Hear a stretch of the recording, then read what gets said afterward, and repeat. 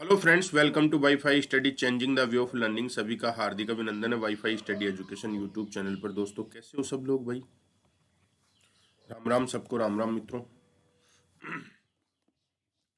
राधे राधे। कैसे हो बच्चों? बिल्कुल, आपके कमेंट्स मैं पढ़ता हूँ दोस्तों। जब क्लास हो जाती है उसके बाद में कभी कभी मौका मिल जाता है तो देख लेता हूँ। अदर वैसे तो टाइम नहीं मिल पाता। और ये क्लास लाइव नहीं है, बहुत सारे बच्चे सोचते रहते हैं कि कमेंट करो, तो हो नहीं पाता है। बाकी आप लोगों की जो रिसर्च एप्टीट्यूड वाली बात है वो पहुंच चुकी है हम तक। बिल्कुल हम आपकी मदद करेंगे। 100% रिसर्च एप्टीट्यूड 100% आप लोगों को करवाएंगे। टेंशन मत लो आप किसी भी प्रकार की। बढ़िया रहो, हंसते रहो, पढ़ते रहो, समझते रहो। अच्छे से आपको समझ में आएगा बहुत बेहतरीन तरीके से। तो ये आदिम जनजातियां हैं विश्व की, उनके बारे में मैं चर्चा कर रहा था आपसे। कुछ बच्चे बोल भी रहे थे कि सर पिक होती तो मज़ा आ जाता। पिक होती, बिल्कुल सही बात है, पिक होती तो मज़ा आ जाता, सब कुछ है। लेकिन एक्चुअली में क्या है यार बच्चों, थोड़ा सा समस्या एक होती है कि ये क्लास मेरी प्रीमियर होती है, रिकॉर्डेड करनी, रिकॉर्डेड क्लास होती है, लाइव में ले नहीं पाता। अगर मैं लाइव क्लास लेता, बोर्ड होता, तो आपको बहुत बेहतरीन तरीके से पिक वर्क दिखा कर बढ़िया तरीके से मैं करवाने का प्रयास करता आपसे। ठीक है ना?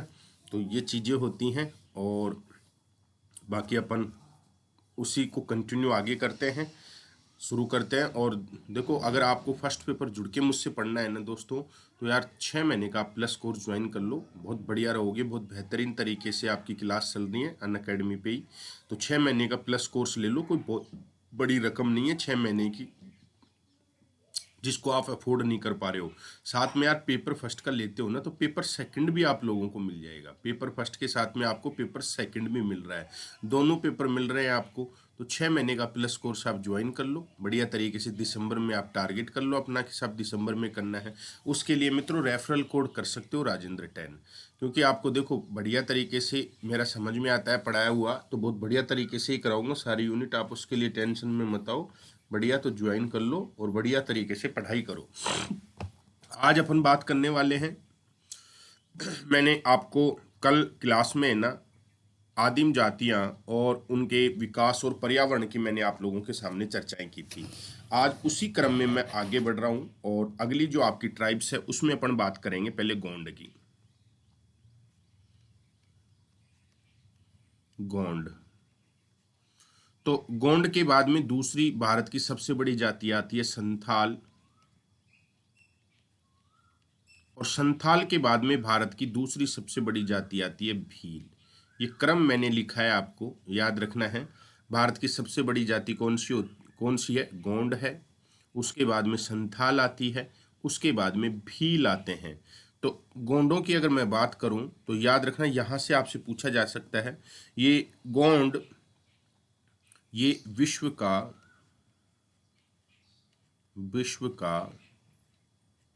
सबसे बड़ा विश्व का सबसे बड़ा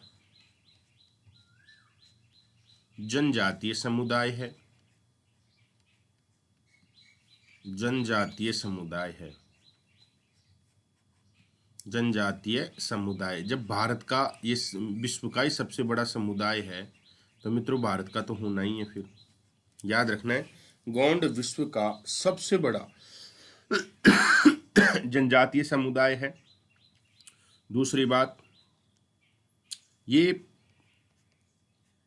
प्रायद्वीपीय भारत में निवास करते हैं। प्रायद्वीपीय, ये प्रायद्वीपीय भारत में, ये प्रायद्वीपीय भारत में निवास करते हैं।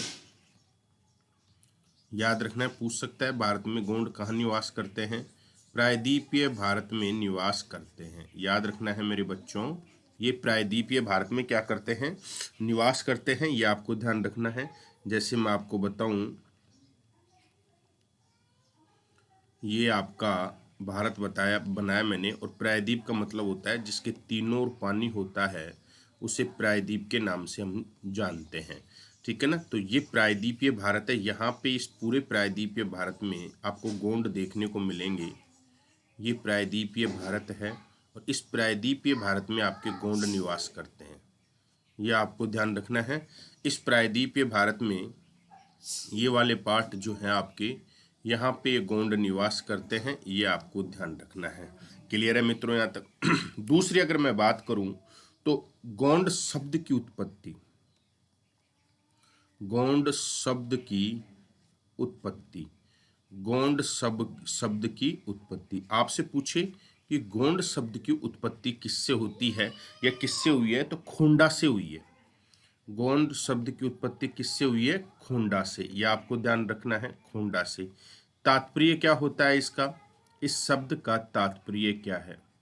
खोंडा शब्द का तात्पर्य क्या है?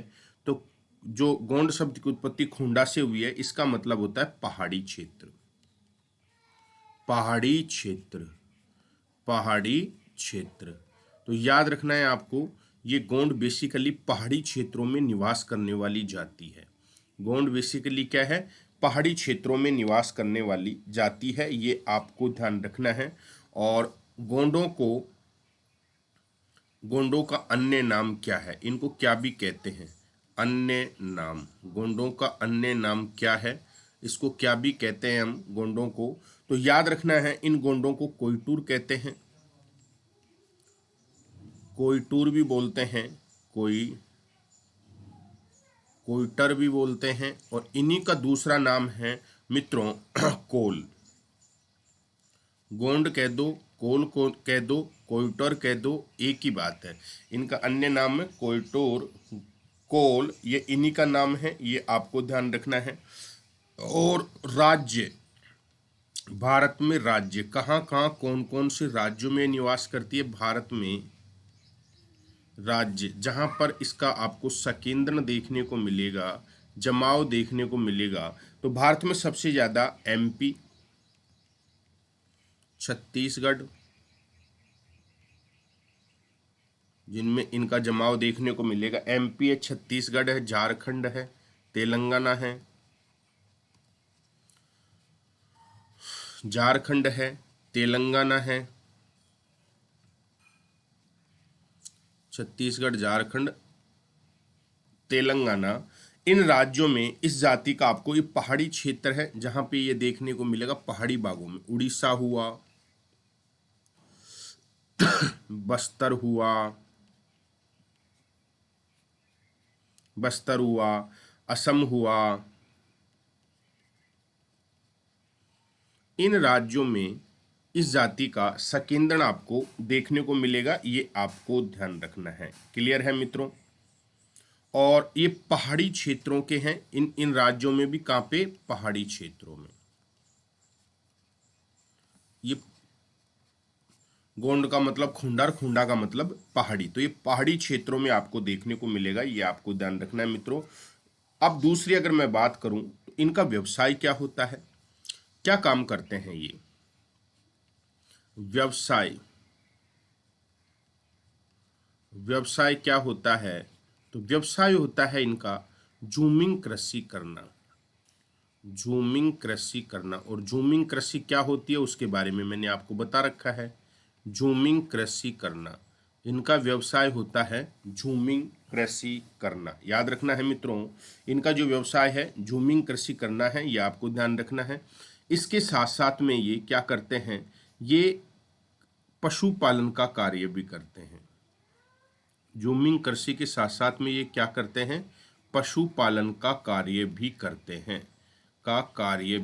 हैं, भाई खेती के साथ साथ में पशुपालन भी काम करते हैं। जैसे दूध, छाछ, दही इनको मिल जाए, खा लें अपनी किस्मत में, तो कहाँ है दूध, छाछ, दही? समझ में आया ना? तो ये आराम से पालते हैं पशु, जिसको दूध भी पी लेते हैं, छाछ भी पी लेते हैं, दही भी खा लेते हैं, आनंद से रहते हैं, कोई चिंता फिक्र है नहीं इनके। आदिम ट्राइब जो होती है उनकी लाइफ ही कुछ और होती है। अपने तो दुनिया भर की नाना प्रकार की चिंताएं लेकर बैठे हुए हैं अपन तो, कि नौकरी लगनी चाहिए। इनको नौकरी की चिंता ही नहीं है, तो टेंशन नहीं है। अपने तो सोचते हैं कि अरे ब्याह शादी होना चाहिए, ब्याह शादी के बाद में बच्चों को पढ़ाना है, बच्चों को पढ़ाने के बाद में बच्चों का ब्याह करना है, कोई चिंता नहीं इनकी, मस्त मगन रहते हैं। ऐसा ही इंसान को होना चाहिए। तो ये आपको ध्यान रखना है मेरे मित्रों। तो ये इस प्रकार का कार्य करते हैं, याद रखना है। और इनकी जो झूमिंग कृषि होती है, जो झूमिंग कृषि करते हैं, उस झूमिंग कृषि को ये कहते हैं, झूमिंग कृषि को संज्ञा, झूमिंग कृषि को संज्ञा किसकी देते हैं? ये जो इनके द्वारा झूमिंग कृषि की जाती है उसको दीपा कहते हैं। दीपा, दीपा। तो अब याद रखना, गोंडों के द्वारा की जाने वाली जो झूमिंग कृषि है उसको किस नाम से जानते हैं? उसको दीपा के नाम से जानते हैं मित्रों, ये आपको ध्यान रखना है। और इसी झूमिंग कृषि को, इसी झूमिंग कृषि को मैं आगे ले लेता हूं। इनके द्वारा की जाने वाली झूमिंग कृषि को दीपा कहते हैं। और इसी झूमिंग कृषि को मेरे बच्चों,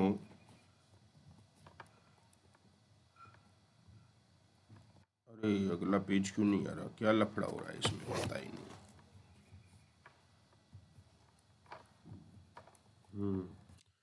इसी झूमिंग कृषि को एमपी में, एमपी में इस झूमिंग कृषि को, एमपी में इस झूमिंग कृषि को, एमपी में झूमिंग कृषि को क्या कहते हैं? पोंडू। एमपी में याद रखना, आपसे पूछा जा सकता है कि एमपी में झूमिंग कृषि को क्या कहते हैं? पोंडू कहते हैं या पेड़ा, पेड़ा या पोंडू कहते हैं? पेड़ा कहते हैं, ये आपको ध्यान रखना है। पूछा जा सकता है आपसे कि क्या कहेंगे। अब दूसरा, इनकी विशेषता क्या है? इस जाति की विशेषता क्या है? विशेषता, पशु बलि के लिए प्रसिद्ध। पशु बलि, ये पशु बलि देते हैं। पशु बलि, पशु बलि, ये पशुओं की बलि देते हैं मित्रों। और पशु बलि देकर इनका मांस खाते हैं। पशु बलि देकर इनका क्या करते हैं? ये मांस। और इस मांस को ये भगवान का क्या समझते हैं? प्रसाद। पशुओं की बलि देते हैं, फिर उसके मांस को, बलि देने के बाद में जो उसका मांस होता है उसको ये बड़े चाव से खाते हैं। याद रखना है, उसको ये भगवान का प्रसाद मानते हैं, ये आपको याद रखना है। दूसरा, ये क्या करते हैं? महुआ के वृक्ष की बनी हुई शराब का भी प्रयोग करते हैं। महुआ के फूलों से, महुआ के फूलों से, महुआ के फूलों से निर्मित शराब का प्रयोग करते हैं। निर्मित शराब का, शराब का प्रयोग करते हैं, यानी कि सोम रस लेते हैं।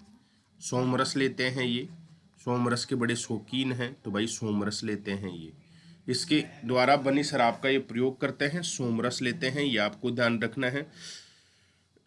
और सूती वस्त्र पहनते हैं। सूती वस्त्र, आज के युग में देखो इनको, तो साहब ये सूती वस्त्र क्या करते हैं? पहनते हैं। अपने तन को ढकने के लिए सूती वस्त्र पहनते हैं। जैसे आपको कल मैंने बुशमैन में बताया था कि सबसे कम वस्त्र पहनते हैं बुशमैन जनजाति। समझ में आया ना?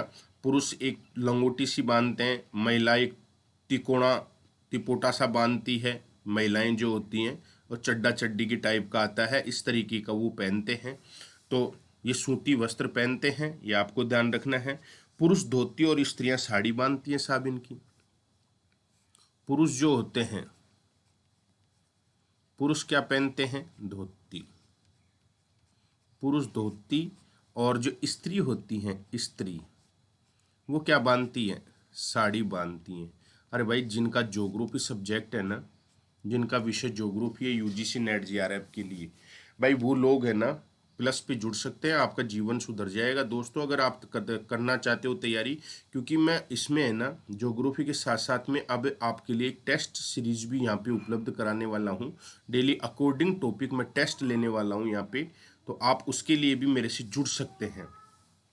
बिल्कुल, जैसे डिटेल कोर्स कराया उसके बाद में टेस्ट, जैसे कॉन्टिनेंटल ड्रिफ्ट हुआ, अर्थक्वेक हुआ, वल्केनियन हुआ, डेविस बैंक हुआ, तो इन सब के बढ़िया बेहतरीन क्वेश्चन एक्सप्लेन के साथ में मैं कराने वाला हूँ, तो आप जुड़ सकते हो बेटाओ।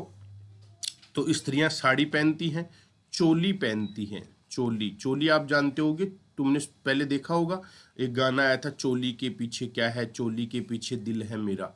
तो वो चोली पहनती हैं स्त्रियां, इस स्त्रियां, ये ध्यान रखना है। फिर इनमें क्या होती हैं स्त्रियां साहब? चूड़ियां भी पहनती हैं, सुहाग के लिए चूड़ियां। स्त्रियां चूड़ियां भी पहनती हैं, ये आपको ध्यान रखना है। तो मित्रों ये तो क्या है कि बोर्ड पे लाइव क्लास हो तो और भी मजा है आपको पढ़ने में, आराम से हंसते रहो, पढ़ते रहो, मुस्कुराते रहो, तो वही तो चीज़ है। तो ये आपको ध्यान रखना है मेरे बच्चों, आपसे पूछा जा सकता है। और इनके इनकी विशेषताओं की और बात करूं तो इनके छोटे छोटे गांव होते हैं, छोटे छोटे गांव, छोटे छोटे इनके क्या होते हैं, गांव। तो जो गोंड जनजाति है, इन गोंड जनजाति के छोटे छोटे गांव होते हैं। वो गांव इनके इनके बेसिकली जो मकान होते हैं ये घास फूस मिट्टी माटी के बने होते हैं, ये आपको ध्यान रखना है। और छोटे छोटे गांवों को क्या कहते हैं, छोटे छोटे गांवों को ये नंगला और पल्लवी कहते हैं, नंगला, नंगला या क्या कहते हैं, पल्लवी, नंगला या क्या कहते हैं उनको, पल्लवी कहते हैं, ये आपको ध्यान रखना है। क्लियर है। अब ये साहब इनमें जो विवाह की रस्में हैं, कौन कौन से विवाह की रस्में हैं, तो ये सेवा विवाह करते हैं। सेवा विवाह यानी कि साहब लड़की पसंद आ गई, लड़की के घर पे जाओ, माता पिता के पांव दबाओ, तेल लगाओ, मालिश करो, उनकी सेवा करो, उनके घर पे खेती का काम करो। माता पिता प्रसन्न होते हैं कि यार छोरा तो बड़ा समझदार है, बढ़िया अच्छा लड़का है, देखो सेवाभावी आदमी है, सेवा कर रहा है, दो इसको उसको इसका विवाह कर दो, तो साहब फिर वो पुत्री देंगे। तो ये हो गया सेवा विवाह। एक होता है विनिमय विवाह, विनिमय विवाह। विनिमय विवाह का मतलब क्या होता है साहब, उनके बच्चों को आप बच्ची दे दो और फिर आपकी बच्चे को वो बच्ची दे देंगे, तो ये हो गया विनिमय विवाह। एक होता है हरण विवाह, नहीं पार पड़ रही, कोई दे ही नहीं रहा तो जबरदस्ती उठा के ले आओ, हरण विवाह।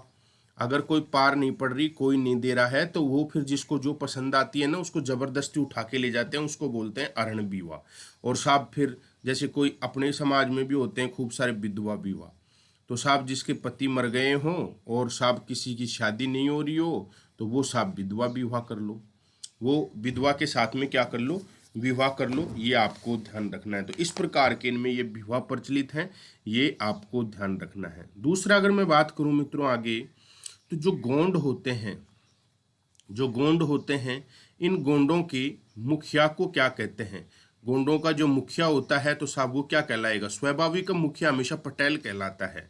गोंडों का मुखिया क्या कहलाएगा, पटेल, पटेल कहलाता है। तो आपको भी पता होगा मुखिया पटेल ही होते हैं, पटेलाई करते हैं, ये आपको ध्यान रखना है। या इसी पटेल को क्या कहते हैं, इसी पटेल को मुकदाम कहते हैं, मुखादम, इसी पटेल को मुखादम भी कहा जाता है। समझ में है ना, मुखादम कहा जाता है, ये आपको ध्यान रखना है। और इन गोंडों में गांव का जो पुजारी होता है, जो मंदिर वंदिर भी होते हैं इनके, बलि देंगे पशुओं की, तो यार बलि तो देवताओं के सामने दी जाएगी, तो जो पुजारी होता है उस पुजारी को पुरोहित या देबारी कहते हैं। क्या कहते हैं, देबारी साहब, देबारी या उसको पुरोहित बोलते हैं, पुरोहित, देवारी या उसको क्या बोलेंगे, पुरोहित बोलते हैं, ये आपको ध्यान रखना है। क्लियर है। अब इनमें एक गोंडों में, एक इन गोंडों में एक जाति होती है धूलिया, धूलिया गोंड, धूलिया गोंड, धूलिया गोंड।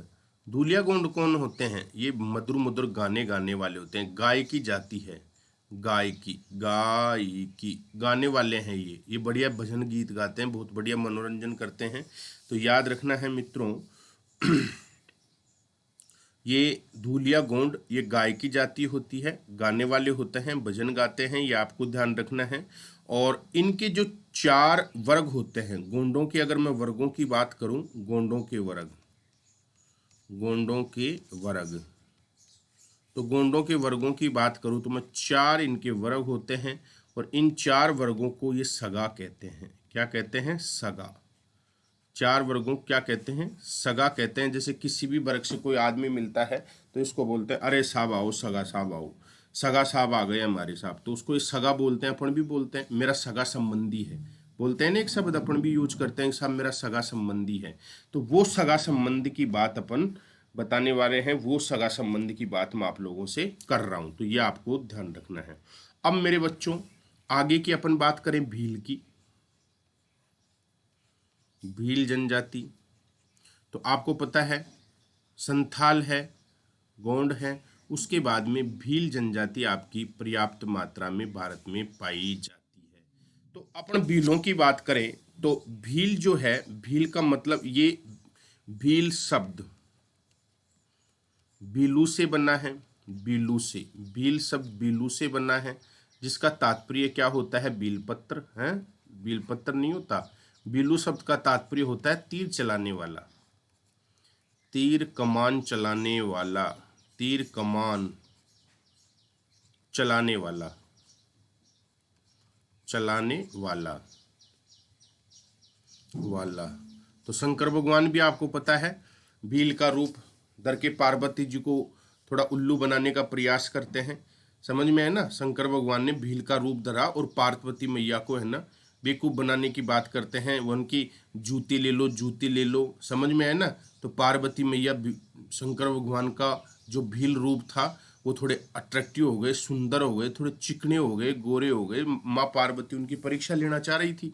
माँ पार्वती नहीं, भगवान शंकर भगवान पार्वती की परीक्षा ले रहे थे कि ये पिसल पट्टी तो नहीं है, कि कहीं दूसरा हट्टा कट्टा हष्टपुष्ट कि अष्टपुष्ट लोंडा देखा और दिल पिघला दिया, तो ऐसा तो नहीं है।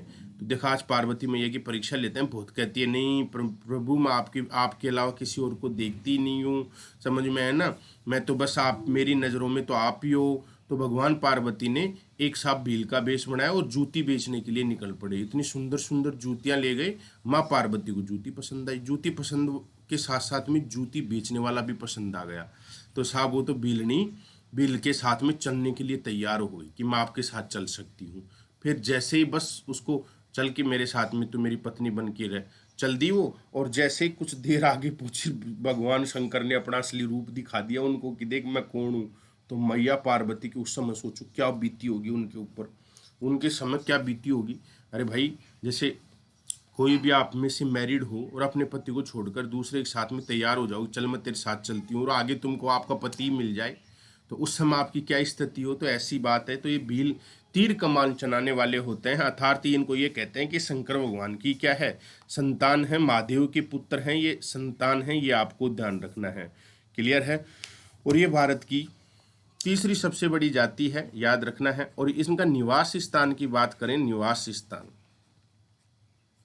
तो भीलों का निवास स्थान सबसे ज़्यादा राजस्थान में है, राजस्थान में, उसके बाद में ये एमपी में है। सबसे ज़्यादा भील कहाँ पाए जाते हैं, राजस्थान में पाए जाते हैं, उसके बाद में एमपी में पाए जाते हैं। एमपी में भी इसके अलावा ये रतलाम, झाबुआ, रतलाम रतलाम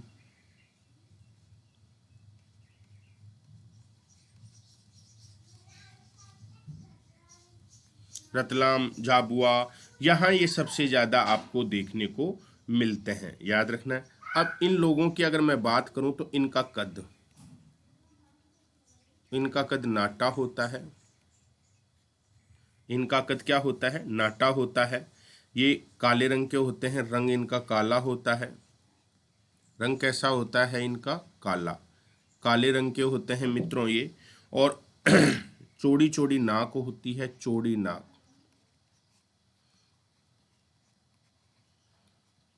चौड़ी नाक वाले होते हैं।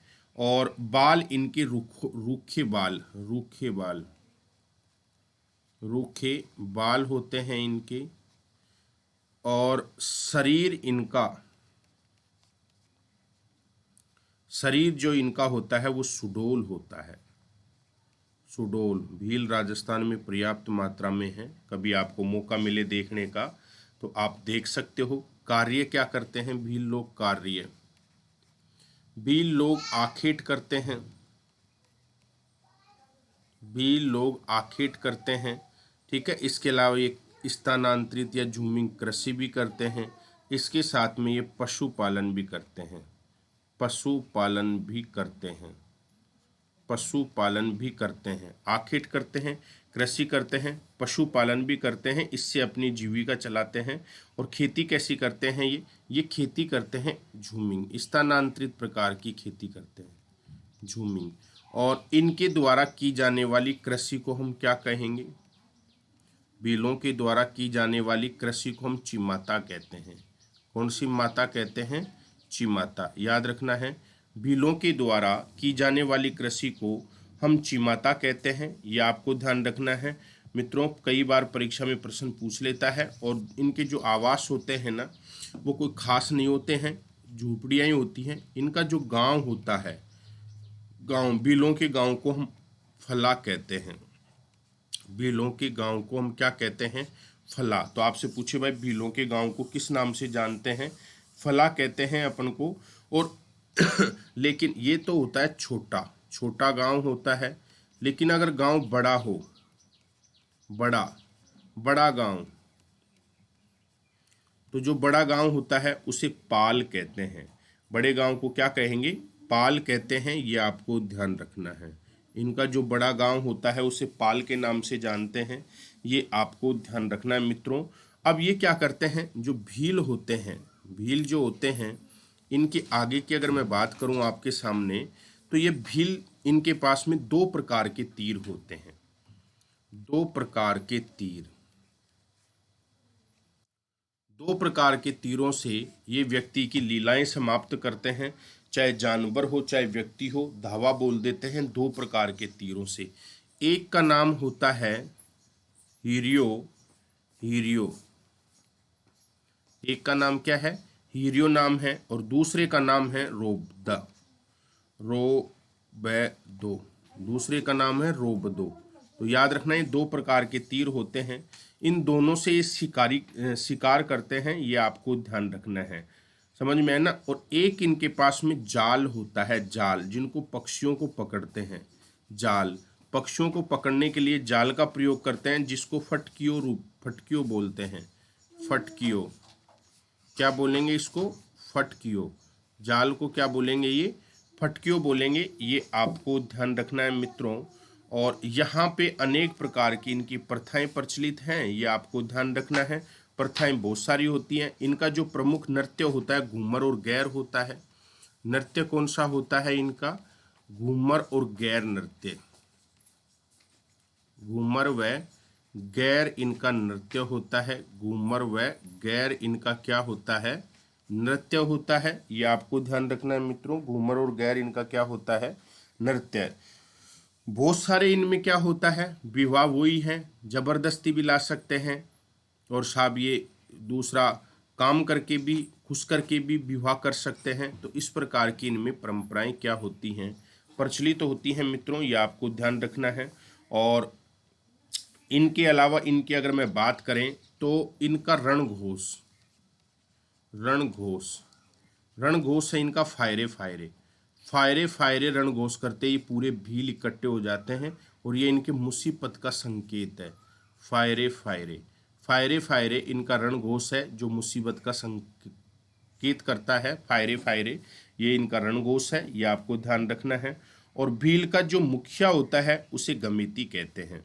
भीलों के जो मुखिया होते हैं उसको क्या कहेंगे? मुखिया को गमिती कहेंगे।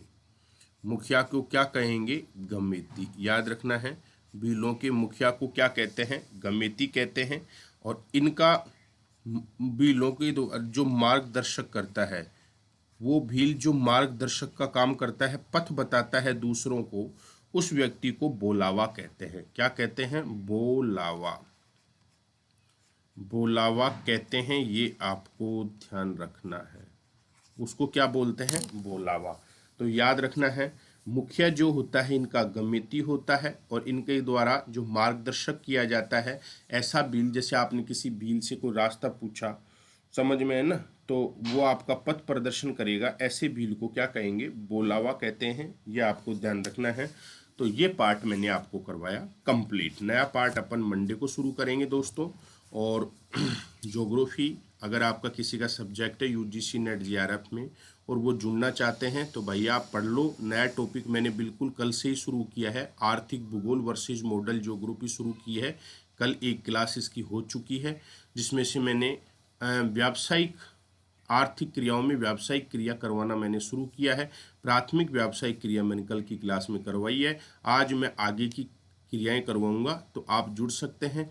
कोई भी अगर विद्यार्थी चाहे, जिसकी भक्ति और श्रद्धा जितनी जोर करती है, उतना आप महीने का प्लस कोर्स लेके क्लास का एंजॉय कर सकते हैं, आनंद ले सकते हैं मित्रों। पेपर फर्स्ट आप लोगों के लिए मैं लॉन्च करूंगा बहुत बढ़िया तरीके से। तो wish you all the best. आप सभी का दिन शुभ रहे मित्रों। यूं ही हंसते रहो, मुस्कुराते रहो और पढ़ते रहो।